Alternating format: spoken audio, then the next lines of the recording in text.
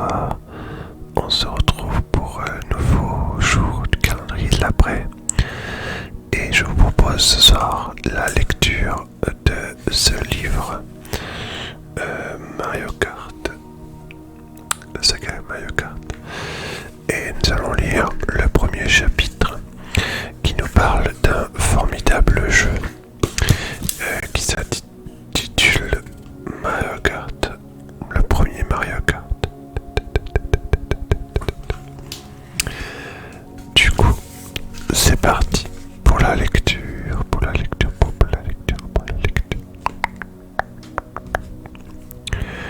On a souvent tort attribué la paternité de la série Mario Kart à Shigeru Miyamoto, le papa de Super Mario. Certes, il a donné naissance au célèbre plombier, mais Nintendo a rapidement adopté et confié ce dernier à toutes les équipes de développement. De fait, l'utilisation du nom Mario dans un nouveau titre n'implique pas obligatoirement que Miyamoto en soit l'origine. En l'occurrence, ici, c'est plutôt à deux autres hommes, encore trop méconnus des joueurs, que l'on doit l'immense licence qu'est Mario Kart, Hideki Kono et Tadashi Sugiyama. Ce sont eux qui sont chargés d'imaginer le jeu et de lui donner vie. Miyamoto, quant à lui, sera cantonné au poste de producteur, dont la mission est d'obtenir un budget, d'établir un planning, de réunir une équipe et, éventuellement, de donner son avis concernant telle ou telle idée. Lui-même, dans de nombreuses interviews, avouera jamais avoir joué qu'un rôle de simple observateur devant la création du jeu. Le développement de ce qui deviendra Super Mario Kart sur Super Nintendo débute ainsi pendant l'automne 1990, soit quelques semaines avant même la sortie officielle de la 16-bit au Japon, appelée Super Famicom. Ce départ correspond à peu de choses près à la fin du développement de F-Zero, jeu de course futuriste et porte-drapeau technologique de la machine, avec son célèbre mode 7 permettant de pseudo-effets 3D très impressionnants pour l'époque. Mais Nintendo ne souhaite pas particulièrement apporter une suite à ce F-Zero et songe plutôt à repenser l'expérience de jeu en permettant cette fois à deux joueurs de s'amuser ensemble. En effet, il s'avère que les programmateurs, encore peu habitués à ce nouvel hardware 16-bit, ne sont pas parvenus à proposer un mode de joueur à F-Zero. Leur mission est donc alors d'entreprendre des recherches et des tests afin de trouver des solutions pour combler leurs lacunes. Et rapidement, les premiers résultats tombent. Scinder l'écran télé en deux afin d'offrir aux joueurs les courses en duo et en temps réel et envisageable, sauf que le processeur central de la console n'est pas assez puissant pour conserver la vitesse hallucinante de F-Zero. D'ailleurs, les programmateurs ont beau tout essayer, la vitesse de défilement de l'écran est immanquablement divisée par deux. Si Nintendo souhaite proposer des courses de bolide en multi, il faudra tirer un trait sur l'aspect vitesse. C'est sur cette base de réflexion que Miyamoto confie à Hideki Kono et Tadashi Sugiyama en avril 1991 le soin d'élaborer un nouveau jeu de course jouable à deux sur la Super Famicom. Très rapidement, les deux hommes réfléchissent et tombent d'accord, puisque les sensations de vitesse type Formule 1 sont à proscrire. Les compétitions devront se pratiquer avec des véhicules plus lents, et pourquoi pas des voitures de rallye, ou bien encore des karts. À ce propos, Sugiyama expliquera dans une interview au Japon en 92. Au début du développement, nous faisions quelques recherches en achetant des kits du genre introduction en karting, ou bien en regardant des vidéos de concours de dérapage. Le karting semble être la meilleure piste car cette activité possède deux facettes bien distinctes. Le karting est évidemment considéré comme un sport, mais également largement pratiqué de façon conviviale entre amis. L'esprit du kart correspond donc parfaitement à la demande hiérarchique de Nintendo, qui est de développer un jeu de course course fun et multijoueur. Se disant l'occasion au vol, des deux hommes demandent immédiatement à Miyamoto l'autorisation de se rendre sur un véritable circuit de karting afin de poursuivre leurs recherches. Cynique, Miyamoto rétorque que l'équipe de F-Zero n'a pas eu besoin de conduire des Formule 1 pour développer son jeu. Mais Kono et Sugiyama, passionnés par les sports automobiles, insistent. Ils estiment et avancent à leur supérieur que, par davantage de réalisme et une meilleure compréhension du sujet, il est fondamental qu'ils s'adonnent à ce sport pendant plusieurs heures. Miyamoto cède et voilà comment, au printemps de 91, la petite équipe se rend plusieurs jours dans les gigantesques parcs de loisirs Nemu Nasato, près de la ville de Shima, dans le département de Mie au Japon.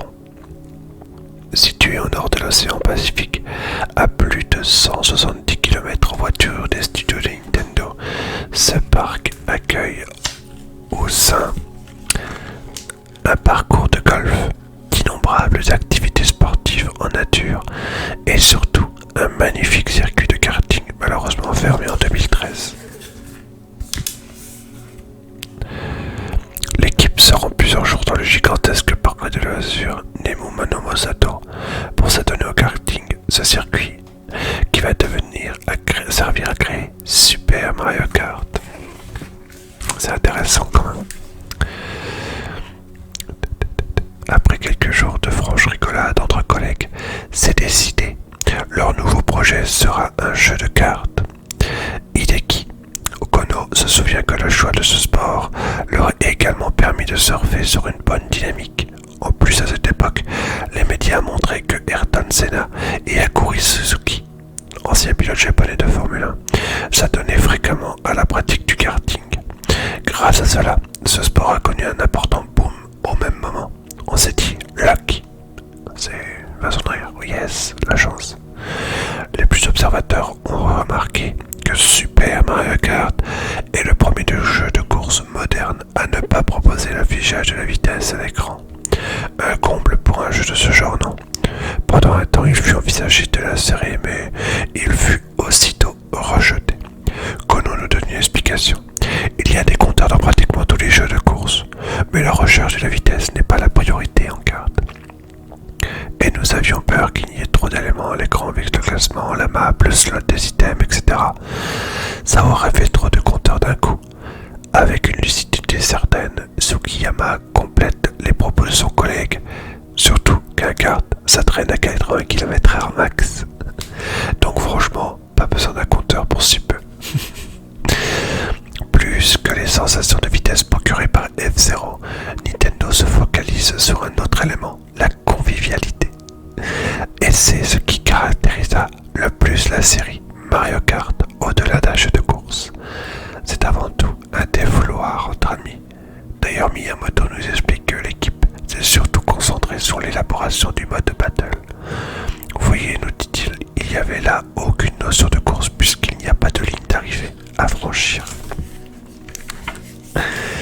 Donc voici les personnages de Super Mario Kart. Vous remarquez donc Bowser à gauche, Yoshi, Koopa Troopa, Mario, Luigi, Princess Peach, Donkey Kong et Todd. Sugiyama et Kono passent donc le plus clair de leur temps à mettre au point les duels en cartes. Mais la tâche est loin d'être aisée. Le mode battle a rapidement été programmé et rendu jouable, sauf qu'en l'état, il n'y avait aucun intérêt.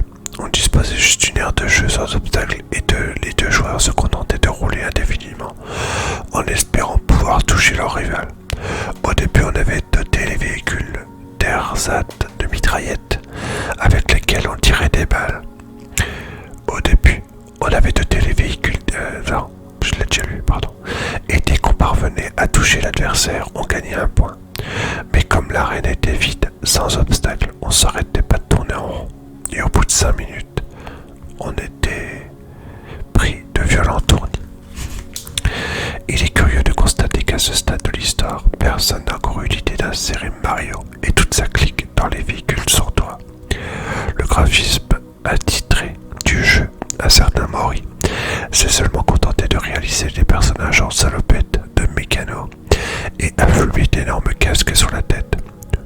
chez Super Mario est une idée qui ne leur viendra que 3 ou 4 mois plus tard. Shigeru Miyamoto, dans une interview de la série Iwata Demande, expliquera d'ailleurs au sujet du déclic. Au départ, on ne parlait même pas de course, il s'agissait juste de cartes qui se déplaçaient librement dans une arène. Puis on a remarqué que c'était amusant d'arrêter une voiture et de regarder l'autre dérouler dans le sens inverse. Nous avons donc décidé de voir ce que ça donnerait avec un Mario dans l'un des cartes. Et là, tout le monde a trouvé que c'était encore plus amusant. Qui sait, peut-être que le graphisme qui avait destiné la salopette de ce personnage avait envisagé, dès le début, la possibilité d'en faire un jour un Mario. En éprouvant bien qu'au départ, personne ne pense à utiliser Mario, mais plutôt des pilotes mécanos, l'équipe dote le jeu d'items bonus qui n'ont rien à voir avec l'univers du héros moustachu. En plus de la mitraillette précédemment citée, les pots de banane que nous connaissons tous sont à l'origine de simples petits bidons d'huile. Qu'on nous précise à ce sujet, si vous en paliez une sur la piste, l'huile se répandait et faisait partir le kart adverse en tête à queue. Hideko Kono reparla de ces anecdotes bien des années plus tard, en juillet 2012, dans une interview publiée sur le site gamecult.com. Et par bonheur, le game designer se montre plus précis, notamment dans la technologie que son super Miyamoto. Au départ, il ne devait pas y avoir du tout de personnages de l'univers de Mario dans Super Mario Kart, juste des pilotes de course modélisés de façon plutôt réaliste. Ils portaient tous la même combinaison, seuls les véhicules étaient différents, et au final, rien ne sortait véritablement le jeu. Il n'avait rien de spécial. Un jour, quelqu'un a proposé de remplacer les barils d'huile par des pots de banane pour apporter un peu de couleur. Et ensuite, penser que les bananes coloriaient mieux avec Donkey Kong, et de fil en aiguille, on finit par amener d'autres personnages liés à Mario. À propos des bonus, il est intéressant de découvrir qu'à ce moment-là, le sujet a suscité de nombreux débats en interne. L'utilisation d'items est-elle judicieuse dans tout le jeu, ou bien faut-il la limiter au simple mode bataille en arène? C'est vrai que c'est une bonne question. La réponse pourrait sembler évidente aujourd'hui, mais quand on se replonge dans le contexte de l'époque, on comprend que la question est légitime. En effet, l'équipe de développement ne sait pas encore comment les joueurs réagiront face à une telle idée. Concrètement, avec l'utilisation d'items, le classement sur la ligne d'arrivée ne dépend plus uniquement des talents de pilote, mais désormais également de leur chance au tirage. Or, au début des années 90, il n'est pas écrit que les gamers accepteront que le facteur hasard vienne remettre en cause leur dextérité dans leurs résultats. De fait, les joueurs ne boudront-ils pas Super Mario Kart parce qu'ils chamboulent leur pratique? Kono confirme les craintes alors. L'obtention d'items forts repose en partie sur la chance. Et l'on s'est posé la question de savoir comment réagissaient les joueurs assidus de F0 si un adversaire moins bon qu'eux parvenait à les battre seulement parce qu'ils ont eu de la chance au tirage. Jamais ils ne les toléreraient. Voilà pourquoi au début, dans le mode Grand Prix de Super Mario Kart, on avait décidé, un peu par dépit, de proposer aux joueurs deux types de championnats, avec ou sans items. Mais l'équilibre des forces et les probabilités d'apparition des items ont petit à petit été améliorées, si bien que même en perdant, les utilisateurs n'en ressortiraient pas frustrés. Et puis on a vite compris que pour un joueur médiocre, parvenir à gagner in extremis contre quelqu'un de bon, c'était aussi quelque chose de motivant. Bref, on a finalement décidé de ne plus laisser le choix et d'imposer les items, même dans les grands prix en multijoueur. À ce propos, Miyamoto complète les tirs de son compère et partage avec nous une véritable leçon de game design. Sans ces bonus, la course se limiterait à un concours de force et resterait sans surprise, en cas d'écart de niveau entre joueurs. Et la roulette d'item apporte justement la surprise et procure des sensations. Avec cette roulette, finalement, tout le monde a peur. Celui qui est en tête de la course a peur que son rival juste derrière lui récupère une carapace rouge. Et celui qui est à la traîne stresse à l'idée de ne recevoir qu'une peau de banane. Bref, cela apporte tension, de l'adrénaline et du suspense. Voilà pourquoi, en tant que développeur, on tenait absolument à implanter cela. Le fait que les joueurs se demandent à chaque tour quel item va sortir suffisait à rendre le jeu un peu plus amusant encore. Plus que jamais, en prenant cette décision ô combien importante pour l'histoire de la saga, Nintendo prouve sa volonté de proposer des courses qui ne se limitent pas qu'à la vitesse. Ici, c'est le fun en multijoueur qui prime. Avec les retournements de situation, les imprévus et tous les facteurs inattendus qui viennent rendre les parties bien plus conviviales qu'un simple duel en time trial. Le pari est d'ailleurs relevé haut la main, puisqu'à la sortie de Super Mario Kart se hisse immédiatement parmi les jeux les plus appréciés de toute l'histoire de Nintendo. Au Japon, il devient le titre le plus vendu de la console, avec 3,82 millions d'unités écoulées devant Super Mario World, 3,54 millions. Au total, il se vendra plus de 8,7 millions de Super Mario Kart à travers le monde, ce qui constitue, selon le site VGKcharts.com, la 4e meilleure vente software de la console. En outre, le jeu est aujourd'hui fréquemment cité dans l'innombrables sondages comme les titres les plus influents et marquants de l'histoire du jeu vidéo. La prouesse réalisée est d'autant plus impressionnante qu'il convient de rappeler que Super Mario Kart n'a été développé que par une petite dizaine de personnes en moins d'un an et demi. Le podium de Super Mario Kart avec Todd à côté qui est content. C'est vraiment impressionnant. Le deuxième chapitre, ça sera donc Mario Nintendo 64, que je vous proposerai dans une future vidéo. Je pense que je ferai la lecture un jour sur 3. Un jour ou 2 jours sur 3, je vous ferai des triggers, mots déclencheurs et autres. Et je vous proposerai la suite de la lecture un jour sur 3. Voici la fin de cette vidéo. J'espère que ça vous aura plu.